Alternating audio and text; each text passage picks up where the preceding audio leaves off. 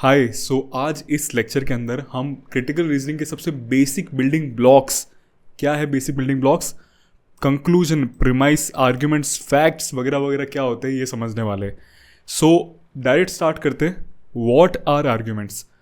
What thing comes in your mind when you hear the word argument? आपके मन में क्या आता है जब आप आर्ग्यूमेंट सुनते हो? लेट मी गेस कि आपके मन में ये इमेज आती है या इसी तरह की कोई इमेज आती है। Yes, this is also argument, but an argument in critical thinking isn't like a fight और डिसएग्रीमेंट। क्रिटिकल रीजनिंग के बारे में जब हम बात करते हैं तो आर्ग्यूमेंट एक फाइट या डिसएग्रीमेंट नहीं है, या फिर कोई बहुत ही गुस्सैल आदमी कुछ बोल रहा है, ऐसा नहीं है। But it is something different, entirely something different. मैं आपको समझाता हूँ सबसे पहले एक सिंपल वर्ड्स में, फिर मैं आपको पूरी टेक्निकल टर्म्स, डेफिनेशन वगैरह देने वाला हूँ। तो मेरी ये सिंपल टर्म है जो मैंने खुद ने जब पढ़ा था तो मुझे रियलाइज़ हो गया था कि आर्ग्यूमेंट का मतलब क्या होता है। वो ये है कि argument is a statement through which someone is trying to convince you of something.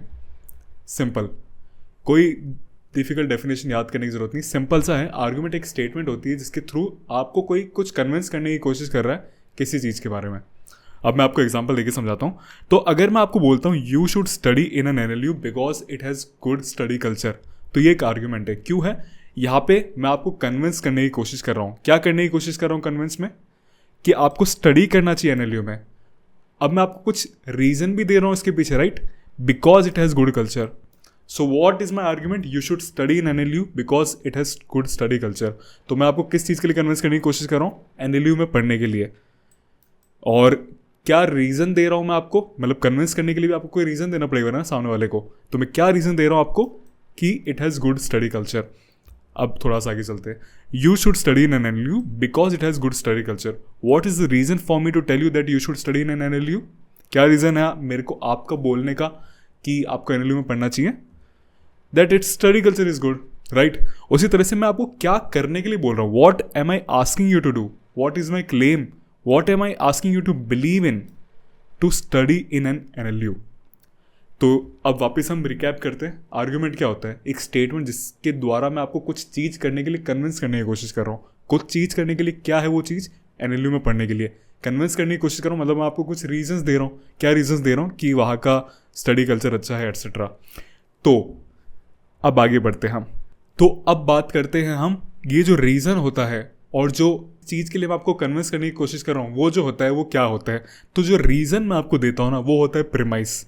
किसी भी चीज़ के लिए आपको कन्विंस कर रहा हूँ तो मैं आपको जो रीज़न दे रहा हूँ वो है आपका प्रीमाइस, और जिस चीज़ के लिए मैं आपको कन्विंस करने की कोशिश कर रहा हूँ वो है आपका कंक्लूजन। फॉर एग्जाम्पल वापस हम देखते हैं। So premise is the reason that I use to try to convince you of something, and conclusion is the thing that I am convincing you for. And what is an argument? An argument is like a structure where someone gives reason or premises to believe in something. Argument कोई अलग चीज़ नहीं है। जब इन दोनों का मिश्रण हो जाता है, कंक्लूजन और प्रीमाइस का, तो जो स्टेटमेंट बनती है उसका आर्ग्यूमेंट कहते हैं। या फिर अगर मैं वापस से सिंपल वर्ड्स में बोलूँ तो argument is a statement through which someone is trying to convince you of something. Simple, okay? तो think of it as a mini puzzle where the pieces fit together to justify the final picture, conclusion. तो वापस से देख लो इस चीज़ को। ये image आपके सामने जो आ रही है ये आपको अच्छी तरह से और समझा देंगी। You should study in an NLU. आपको स्टडी करना चाहिए एनएलयू में क्योंकि उसका स्टडी कल्चर अच्छा है। तो जो रीजंस मैंने आपको दिए वो होता है प्रीमाइस, और जिस चीज़ के लिए मैं आपको रीज़न दे रहा हूँ वो है कंक्लूजन। और जब ये दोनों मिलते हैं तो बनता है आर्ग्यूमेंट। और सिंपल वे में बोलो तो argument is a statement through which someone is trying to convince you of something. So फिर से रिवाइज करते हैं। What is a premise? It is a proposition, statement of fact from which a conclusion is made. एक fact, एक premise, एक statement जिसके through conclusion हम बनाते हैं। मतलब आपको एनएलयू में पढ़ना चाहिए क्योंकि वहाँ का ये अच्छा है, क्योंकि वहाँ का ये अच्छा है इसलिए आपको एनएलयू में पढ़ना चाहिए। सिंपल। तो premise is simply a proof और रीजन। कंक्लूजन क्या है? Statement of judgement that follows from one और मोर रीजंस, और simply stating something that the author wants you to believe. It's the main claim of the passage. अब हम बात करते हैं फैक्ट क्या होता है। Fact is a statement without any conclusion. Simple, अगर मैं आपको बोलता हूँ कि इंडिया में बहुत बारिश हो रही है अभी, तो ये फैक्ट है। बट जैसे ही मैं इसमें कंक्लूजन ऐड कर देता हूँ, इंडिया में बहुत बारिश हो रही है अभी इसलिए आपको इंडिया में नहीं आना चाहिए। बट अगर मैं बोलता हूँ कि इंडिया में बारिश हो रही है इसलिए आपको नहीं आना चाहिए इंडिया में अभी, तो अब यहाँ पे क्या हो गया? यहाँ पे मेरी आर्ग्यूमेंट बन गई कि इंडिया में बारिश हो रही है इसलिए आपको नहीं आना चाहिए। अब मैं यहाँ पे आपको क्या चीज़ के लिए कन्विंस कर रहा हूँ? इंडिया में नहीं आने के लिए। तो ये हो गया मेरा कंक्लूजन, इसके लिए मैं आपको कन्विंस कर रहा हूँ इसलिए। और क्या रीज़न देके कर रहा हूँ, क्योंकि इंडिया में अभी बहुत बारिश हो रही है, दैट्स ऑल। बट फैक्ट क्या होता है, फैक्ट वो होता है जहाँ पे कोई कंक्लूजन नहीं होता, वो बस एक सिंपल सा फैक्ट है। तो अब यहाँ पे हम देखते हैं, a fact is just a statement without any conclusion. For example, the population of Mumbai is more than 1.25 crore, the population of Jaipur is 30 lakhs, the population of New York is 82.6 lakhs। तो यहाँ पे क्या हो रहा है, 3 रैंडम फैक्ट्स आपको बताए जा रहे हैं, 3 रैंडम स्टेटमेंट्स आपको दी जा रही है। So the above statement is not an argument because no one is trying to convince you of something. बस सिंपल सा फैक्ट आपके सामने रखा गया है। बट अब चलो इस फैक्ट को, जैसे मैंने अभी आर्ग्यूमेंट में चेंज करा था, अब इस फैक्ट को आप आर्ग्यूमेंट में चेंज करो। आर्ग्यूमेंट में क्या होता है, प्रीमाइस और कंक्लूजन होता है, राइट। तो यहाँ पे आप क्या ऐड कर सकते हो इन चीज़ों के अंदर कि वो एक आर्ग्यूमेंट बन जाए। ट्राई करो प्लीज, पॉज। ओके, तो क्या बनेगा यहाँ पे, the population of Mumbai is more than 1.25 crore, the population of Jaipur is 30 lakh, the population of New York is 82.6 lakh. So Mumbai has more population than the other 2 cities। Simple, ये बन गई आपकी एक आर्ग्यूमेंट कि वहाँ पे ये सब चीज़ें इतना है, यहाँ पे इतना पॉपुलेशन इसलिए मुंबई की पॉपुलेशन सबसे ज़्यादा है। क्या चीज़ कन्विंस करने की कोशिश कर रहा हूँ मैं आपको, कि मुंबई की पॉपुलेशन सबसे ज़्यादा है। और क्या रीजंस दिए मैंने आपको कन्विंस करने के लिए, आपको मैंने ये तीनों रीजंस दिए कि देखो यहाँ की पॉपुलेशन इतनी थी, वहाँ की पॉपुलेशन इतनी, वहाँ की पॉपुलेशन इतनी है, इसलिए मुंबई की पॉपुलेशन दोनों सिटीज़ से ज़्यादा है।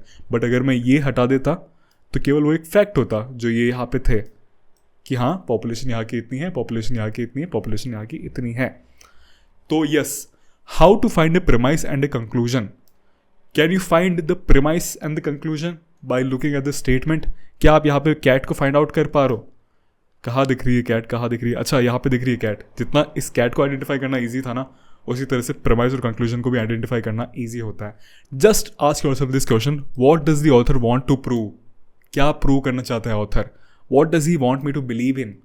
You should study in an NLU, ये बिलीव कराना चाह रहा है। अब what reasons has the author used to persuade me, because the study culture is good there. तो जब भी आपको कुछ स्टेटमेंट्स दिखती है, आपको देखना है कि यार इसमें कंक्लूजन क्या है, ये क्वेश्चन अपना आप से पूछ लो। और आपको देखना है प्रीमाइस क्या है, तो ये क्वेश्चन अपने आप से पूछ लो। दैट्स ऑल, बहुत सिंपल है, जैसे आप प्रैक्टिस करोगे हो जाएगा। अब बात आती है कि why exactly do we need to learn these fancy terms. ये प्रीमाइस, कंक्लूजन वगैरह ये सब याद करके क्या हो जाएगा, क्या हो जाएगा ये सब चीज़ें करके। तो ये होता है कि आप क्वेश्चन सॉल्व कर पाओगे क्रिटिकल रीजनिंग के अंदर। मतलब क्वेश्चन किस तरीके के आते हैं, which of the following option most weakest the author's claim. अगर आपको ऑथर्स का क्लेम नहीं पता है, क्लेम क्या होता है, कंक्लूजन। अगर आपको ऑथर्स का कंक्लूजन नहीं पता है तो आप उसको वीकन कैसे कर पाओगे।